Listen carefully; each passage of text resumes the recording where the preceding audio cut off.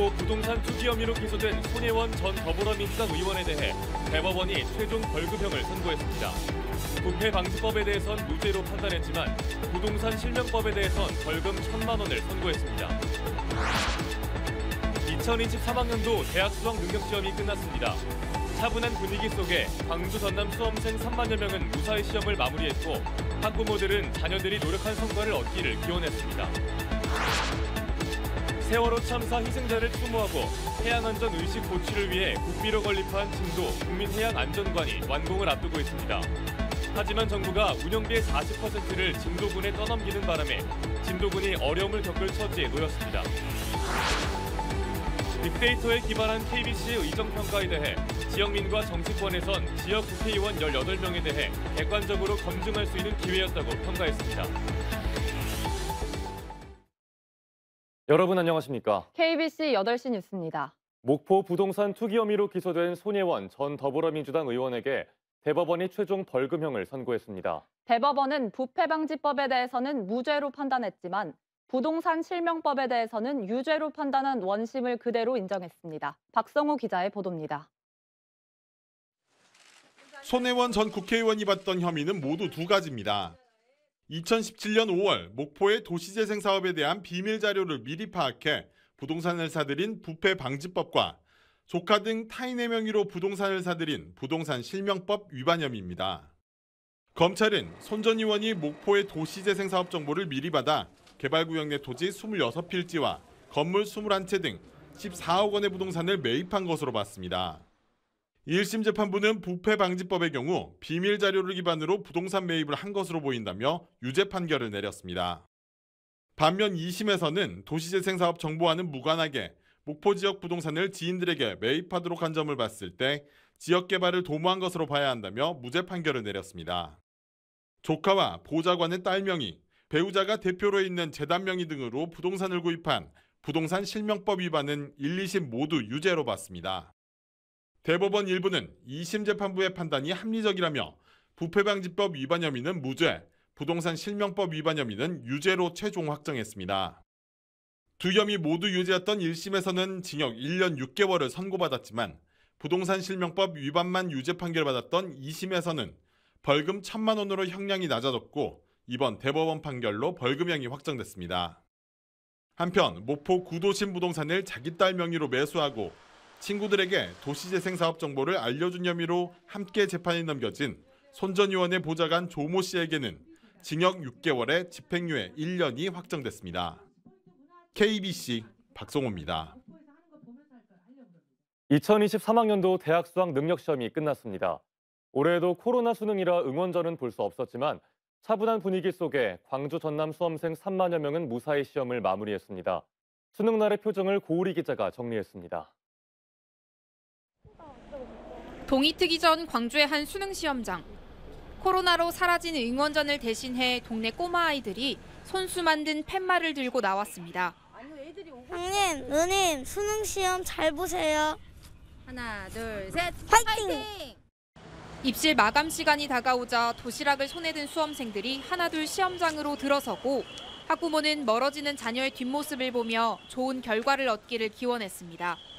오늘 이렇게 씩씩하게 들어가는 거 보니까 너무 힘든 과정, 막판까지 힘든 과정이 정말 잘 되려고 그런 것 같다 하고. 교사들은 제자를 어루만지며 응원했습니다. 고생한 만큼 긴장하지 말고 자신이 열심히 노력한 만큼 화이팅하고 잘 치르고 오시기 바랍니다. 화이팅! 광주 전남 96개 시험장에서 일제히 시작된 시험. 마스크 착용과 점심시간 칸막이 등 방역 수칙은 올해도 이어졌고 코로나 확진 판정을 받은 광주 전남 수험생 110여 명은 별도 시험장 9곳에서 시험을 치렀습니다. 시험장 밖에서는 수험생들을 위한 기도가 계속됐습니다. 마침내 시험이 끝나고 만족감과 아쉬움이 교차하지만 홀가분한 표정만은 감출 수 없습니다. 친구들이랑 여행 가고 입시 마무리도 해야 되고 그냥 계속 놀고 싶어요. 이번 수능 성적은 다음 달 9일 발표될 예정입니다. KBC 고울입니다. 이번 수능은 지난해와 비교해 비슷하거나 다소 쉽게 출제된 걸로 분석됐습니다. 광주광역시 교육청은 국어의 경우 지난해보다 조금 쉽게 출제돼 최상위권에서 국어의 변별력이 다소 떨어지고 수학과 영어, 탐구 등 다른 영역의 비중이 커질 걸로 내다봤습니다. 수학의 경우 공통과목이 지난해보다 어렵게 나와 시간 관리를 얼마나 잘했는지가 관건이 될 걸로 분석했습니다. 수능이 대체로 차분하게 치러졌지만 수험생이 교통사고를 당하거나 복통이나 경련 증상을 호소하는 등의 사례도 있었습니다. 소방당국은 오늘 오전 8시 20분쯤 광주광역시 조선대학교 부속고등학교 시험장에서 18살 수험생의 의식이 저하돼 병원으로 옮겼고 낮 1시 40분쯤 광주제일고등학교 시험장에서 25살 수험생이 경련 증상을 보여 병원으로 이송했습니다. 앞서 아침 7시 30분쯤엔 순천의 한 고등학교 앞에서 시험장으로 향하던 21살 수험생이 50대 남성이 몰던 승용차에 발이 깔려 경상을 입고 병원으로 옮겨졌습니다. KBC가 이번에 실시한 지역 국회의원 18명에 대한 의정평가는 지난 2년간의 의정활동 전반을 빅데이터와 여론조사를 통해 분석했는데요. 지역민들과 정치평론가들은 전국 언론에서도 유례를 찾기 힘든 시도였다는 평가를 보였습니다. 신민지 기자입니다. 정치권에 대해 선거 때만 나타나는 정치인들. 민주당 막대기만 꽂으면 당선이라는 부정적 평가를 내려왔던 지역민들은 이번 의정평가에 큰 관심을 나타냈습니다. 우리 국민들이 주권 행사를 해놓고도 주권에 걸맞는 보상이라든지 바람이 너무 동떨어져 있습니다. 지금도 말 못하고 그냥 표출하는 게 너무 많잖아요. 그래서 모이는 군중 집회라든지 이런 것도 되게 많고 그래서 중간평가가 있으면 그런 것을 표출할 수 있는 방법이 많을 것 같아요. 여야 정치권에서도 빅데이터와 여론조사에 기반을 둔 평가가 지역의 정치인들을 자극해 분발케 할 수 있다며 고무적이라고 평가했습니다. 민주당 의원들에게 상당히 자극적인 요소가 될 것이다. 그래서 더욱더 분발할 수 있는 계기가 되지 않을까 싶습니다. 우리 지역에 있는 언론들이 주체적으로 우리 지역에 있는 일꾼들을 평가한다. 그 자체는 굉장히 바람직한 일이라고 생각합니다. 흔히 의정평가는 시민단체나 국회, 일부 언론에서 시행해왔습니다. 하지만 이번처럼 빅데이터를 종합적으로 분석평가한 것은 광주 전남에서는 KBC가 최초인 것은 물론 국내외에서도 유례를 찾기 힘든 시도라는 평가입니다. 이렇게 좀 발표하고 조사한 사례가 이제 처음인데 이게 좀 문화가 자리 잡으면은 상당히 긍정적으로 정당 공천에도 영향을 좀 미칠 수 있지 않을까 그렇게 보고 있습니다.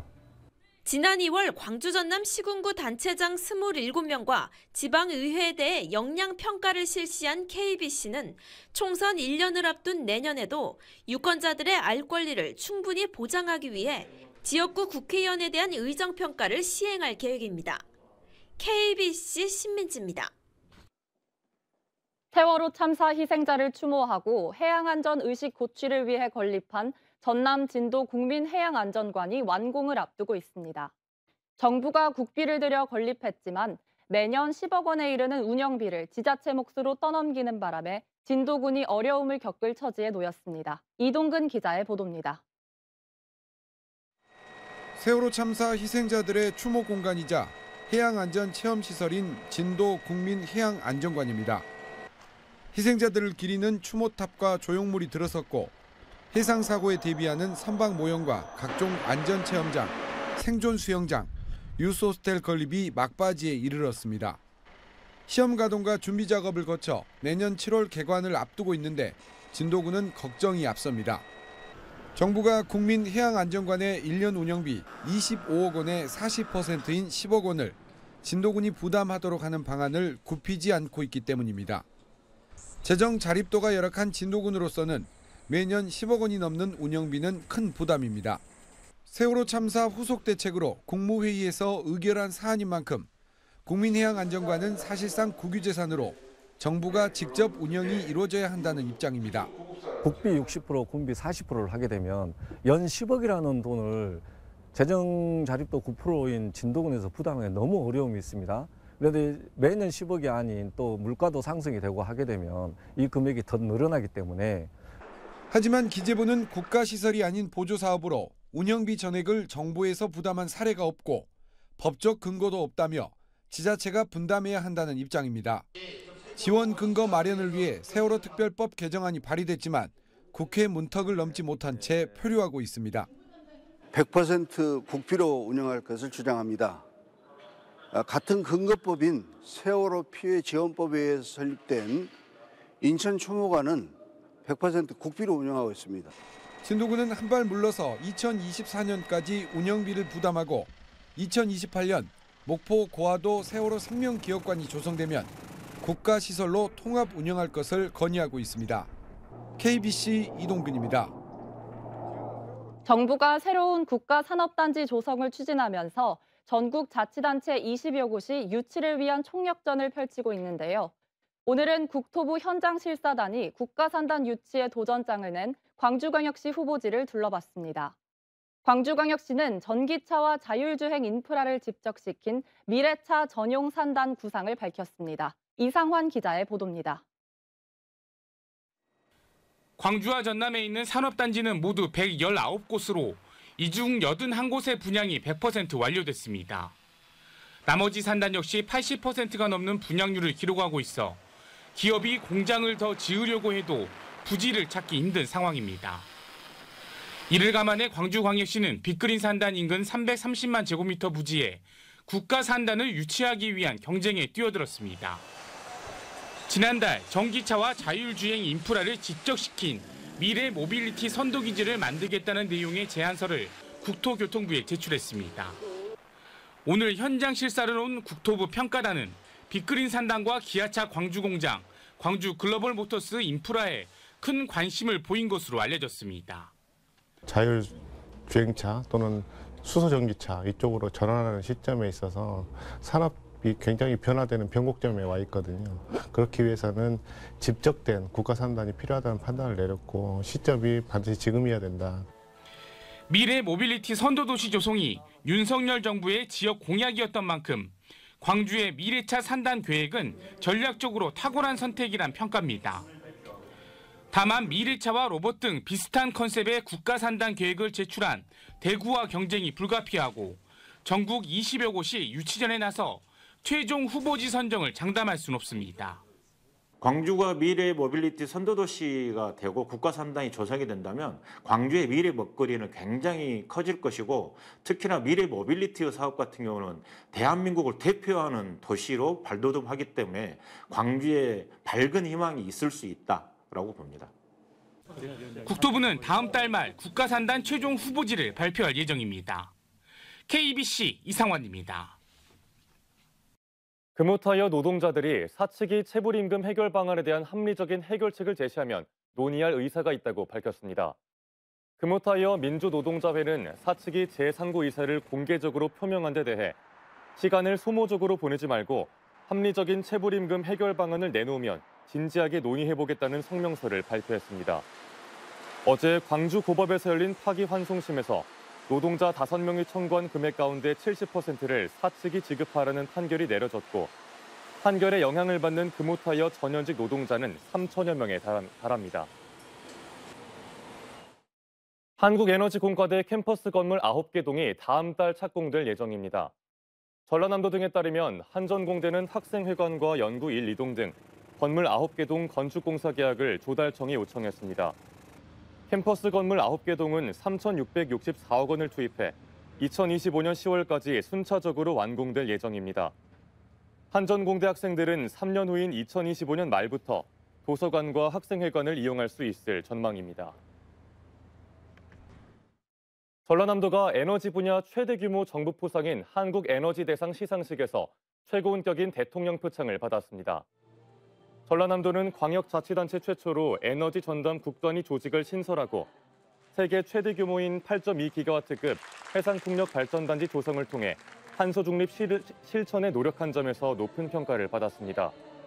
김영록 전남지사는 8.2기가와트 해상풍력 발전단지와 아리백 재생에너지 산단 등을 성공적으로 조성해 에너지 신산업을 선도하는 글로벌 전남으로 도약하겠다고 밝혔습니다.